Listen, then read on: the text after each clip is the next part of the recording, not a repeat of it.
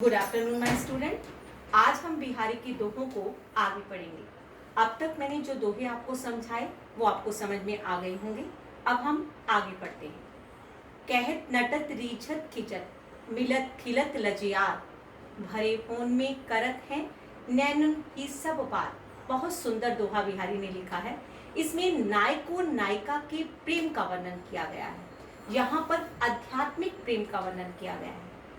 पहले समय में परिवार जो थे संयुक्त परिवार थे और संयुक्त परिवार में नायक और नायिका अपने प्रेम का वर्णन किस प्रकार से करते हैं, इस दोहे में बिहारी ने बहुत सुंदर ढंग से समझाया है। इसे ध्यान से समझना है बच्चे, क्योंकि सभी बातें एक साथ नायक ने कही हैं और नायिका जो उत्तर देती है इस दोहे में बताया गया है। कहत का अर्थ है कहना, नटत का अर्थ है मना करना, रीझत का अर्थ है रीझ जाना, प्रेम प्रदर्शित करना, खिजत का अर्थ है खींच जाना, गुस्सा करना, मिलत का अर्थ है मिलना, खिलत का अर्थ है प्रसन्न, लजियात का अर्थ है लज्जा अर्थात शर्म, भरी भोन भरे हुए भवन में, भरे हुए घर में अर्थात संयुक्त परिवार में करत हैं करते हैं, नैनो ही सब बात, नैनो में ही सब बात करते हैं अर्थात नैनो ही नैनो में वे किस प्रकार अपने प्रेम का प्रदर्शन करते हैं इस दोहे के अंदर बताया गया है। आपने इसे ध्यान से सुनना है। अब यहाँ पर क्या कहते हैं बिहारी, क्या कहते हैं? नायक नायिका से कुछ कहता है, कहता है, नायिका मना कर देती है। नायक उसके मना करने पर अर्थात उसके भाव में जो मना करने का भाव था उससे वह रीझ जाता है अर्थात उससे वह प्रेम उस पर रीझ जाता है, उसे उस पर प्रेम आ जाता है। खीजत नायिका को इस बात पर गुस्सा आता है। मिलत फिर दोनों के नेत्र मिलते हैं। खिलत दोनों प्रसन्न हो जाते हैं।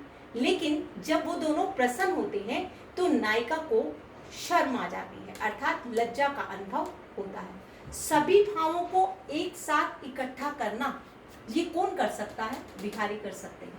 बिहारी के दोहों के अंदर क्या था? गागर में सागर भरने की कला थी अर्थात बहुत सारी बातों को थोड़े में कहना अर्थात बहुत सारी चीजों को एक साथ रखकर उन्होंने गागर में सागर भरा है। यहाँ पर प्रेम के प्रदर्शन को बहुत सुंदर ढंग से बताया गया है। एक बार हम फिर समझते हैं।